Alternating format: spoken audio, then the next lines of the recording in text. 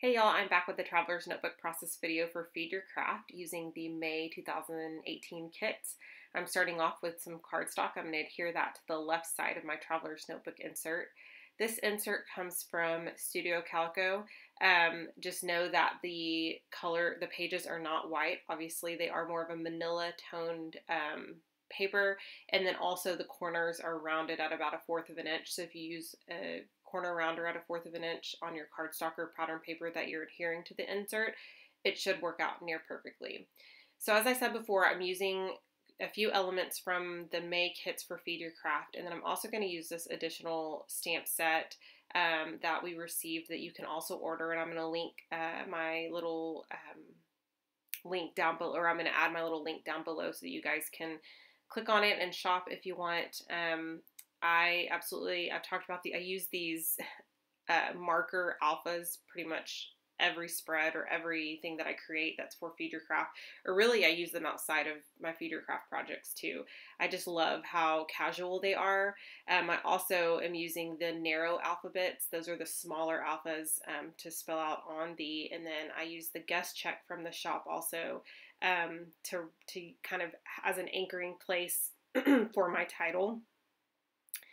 I'm also going to be, like I said, I mentioned before that I'm focusing on the May kits, but I'm also focusing on that stamp set that's all about food. So I'll bring that in here in a little bit. I'm going to use this little ephemera piece that came in an ephemera pack from a while back. I just happened to order them.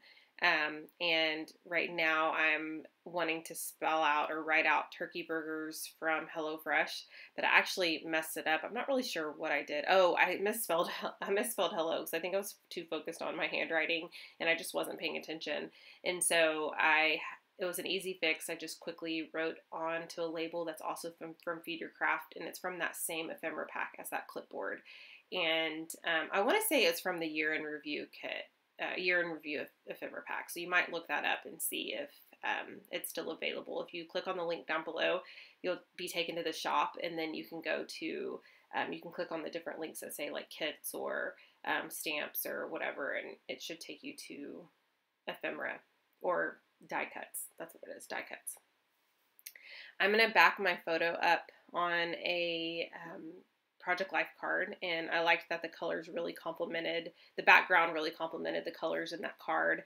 And then at this point I'm trying to figure out what I want to do kind of above that photo. I've left quite a bit of space, and lots of times whenever I like align something on the right hand side or left, I guess it just depends on what I do first. If I do it kind of towards the middle, I don't want the other main element in the middle as well on the other side, because I don't want it to be too, I'm not really sure. I don't want it to be like too perfect, if that makes sense. I want it to be offset so that your eye is drawn around the page versus just like right in the middle.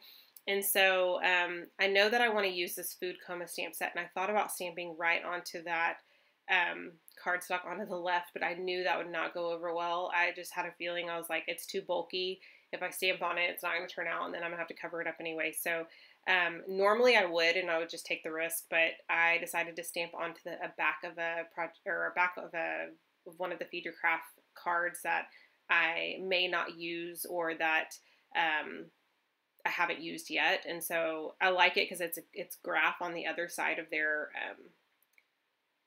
Project Life cards. So anyway, moving on, I'm using this stamp set that has this like fork, knife, and spoon, and I really love this stamp that I'm using, the circles. And the only problem was that so I mentioned earlier that I wasn't going to take the risk to stamp out Food Coma, but I did with that circular one, because I felt like since it was more for like a background, like it wouldn't really matter. It wasn't like a main element, but the top left-hand circle up there did not come out all the way.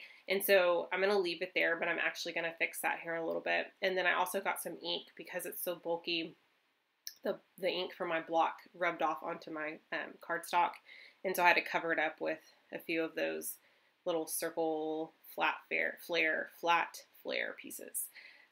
So here's where I'll cover up the circle element there at the top left-hand corner. It's not too horrible, but I just figured I could grab a quick label and add the date, and then really, I liked how it turned out anyway. And like I've mentioned this before, but sometimes mistakes turn into even greater results. So I'm going to add that piece, that food coma piece, and then I think that's pretty much going to wrap up my page. I hope you guys enjoyed this process. Let me know if you have any questions or thoughts, or if you like my traveler's notebooks, and I'll make more.